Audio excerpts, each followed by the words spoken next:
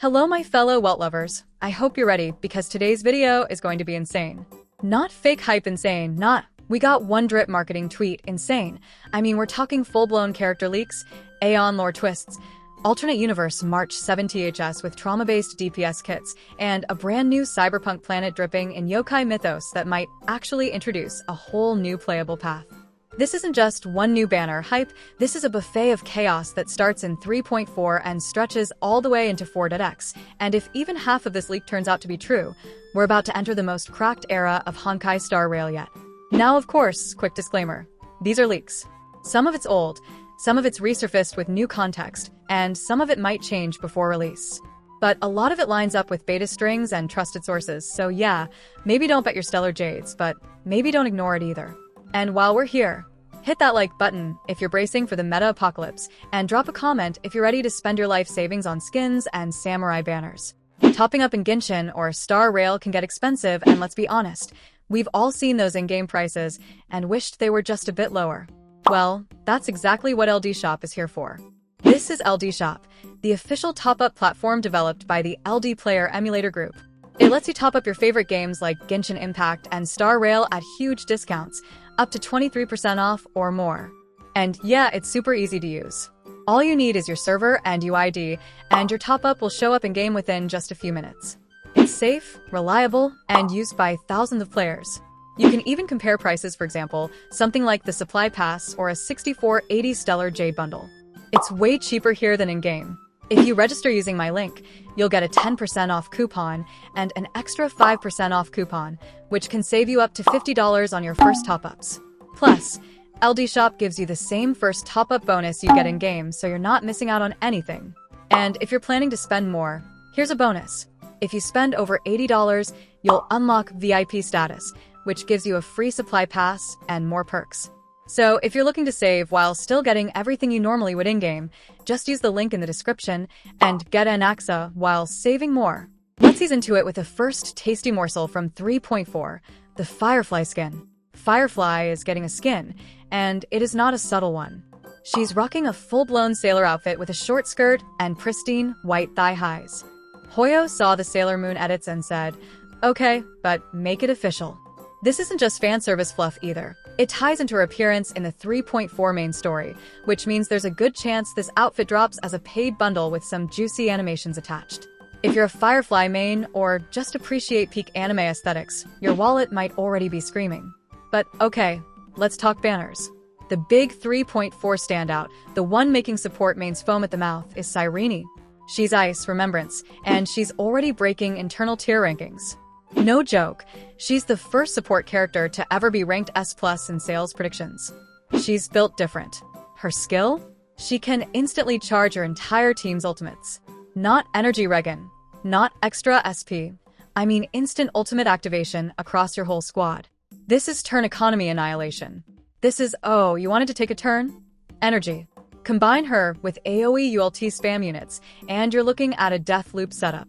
It's no wonder she was designed early on. Apparently, she was meant to be the baseline for all future DPS. That's why recent units have felt weirdly nerfed and less supported. They were balanced, assuming you'd have Cyrene in your lineup. She's not just strong, she's meta-defining. And she's not alone. Also in 3.4 is Archer, a new quantum DPS with a pure skill point burning playstyle. Think Sparkle's best friend, or maybe her secret lab creation. His whole kit revolves around spamming skills to deal huge single-target nukes, kind of like a mini inhibitor Linny but with faster setup and a focus on burst rotations. His synergy with Sparkle is so tight it might as well be canon. She refunds SP, gives action advance, he eats SP and needs speed boosts. It's a match made in quantum hell, and here's the best part, Archer is free. Story locked, given out for free, which means the devs are begging you to try him and realize just how addicting it is to delete bosses in 2 turns. Even without Sparkle, his numbers might still carry. But let's talk chaos. Because March 7th has a new form. A dark form. Say hello to Atifia, a full-blown DPS alt version of March who's remembrance aligned and tied to trauma, memory loss, and some kind of corrupted memo sprite. This isn't your friendly camera girl. This is corrupted data March, and her sprite isn't just a summon. It's central to her kit. There are whispers that it's tied to her rotation, like a second action engine. Lore-wise, she might be one of the most emotional reworks in the game, a fractured version of March dealing with the truth behind her memories. Fans of hers? Buckle up. This is gonna hurt. Now, in the same update cycle, we're getting a new Dan Heng form, SP Dan Heng on the preservation path with fire alignment. That's already hype, but it gets crazier. This version of Dan is rumored to be designed specifically for another upcoming unit, Phanon, who is a field-controlled DPS that locks the entire field. After Phanon's ultimate, he enters a domain where no other characters can act unless they're passive or aura-based. That means no follow-up attacks, no swapping, no reactive ults. You need supports who can function off-field. Dan fits the bill. His sustain is passive and meant to keep the field up while Phanon does his solo play. It's a whole new combat phase design, and we might be heading into a field-locking meta where rotation-based teams get kicked to the curb. If you love solo carry units like Blade or Jinglu, this is your evolution. Speaking of evolution, let's talk EDO Star, aka the planet in 4.0 that's already breaking brains. It's Cyber Japan in space, with heavy on Myoji and yokai aesthetics. Think glowing neon, robotic kappa, haunted Shinto shrines in orbit. This is Yae Sakura's home planet vibes turned up to 11, and yes, a character inspired by Yae Sakura is front and center. Her name's still placeholder, but expect fox ears, kimono techwear, and some spiritual blade slashing. And that's not all, because Sampo is back, but not as a joke. He's an emanator of Aha Now. That's right. Sampo Koski, Clown Prince of Scams, is now canonically an Elation Path god in training. If that doesn't scare you, I don't know what will. And if that doesn't sell you on the lore shift, guess who else is getting new forms? Blade and Luocha. Blade goes full samurai, tying directly into EDO Star's main arc. This could be a redemption arc or something way darker, but visually, it's peak. As for Luocha, plot twist, it's not Luocha. It's Void Archives, masquerading as him. That coffin you've been wondering about since Penacony? Yeah, that wasn't just flavor text.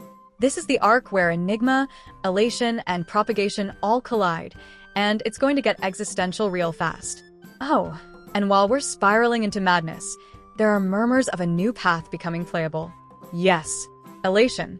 It's been unplayable for all of Star Rail's history so far, but with Sampo ascending and Sparkle's chaotic tendencies, there's mounting evidence we'll see the first true Elation Path unit in 4.0 or beyond.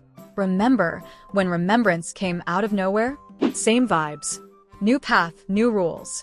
Probably meta-breaking in the most absurd ways possible. And lastly, good news for the story watchers out there. Apparently, due to heavy feedback, the devs are doing major reworks to the story structure from 3.4 to 3.7. Too many threads, too little clarity, so they're tightening pacing, cleaning up character motivations, and possibly even retconning stuff before 3.8 hits. It might be too late for some arcs, but hey, they're listening. So let's recap.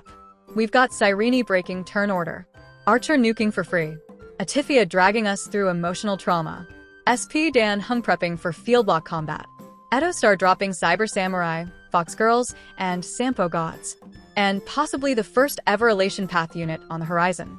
Oh, and Firefly is now a Sailor Moon magical girl. Yeah, I'd say we're eating. Let me know down in the comments which part has you the most hyped. Are you building a Cyrene ULT spam team? Praying for Sparkle Archer synergy? Or just crying over Dark March 7th like the rest of us? Either way, I love you guys. We're all suffering together, and I'll see you on the next patch breakdown. Don't forget to subscribe, and remember, Sampo supremacy is real now.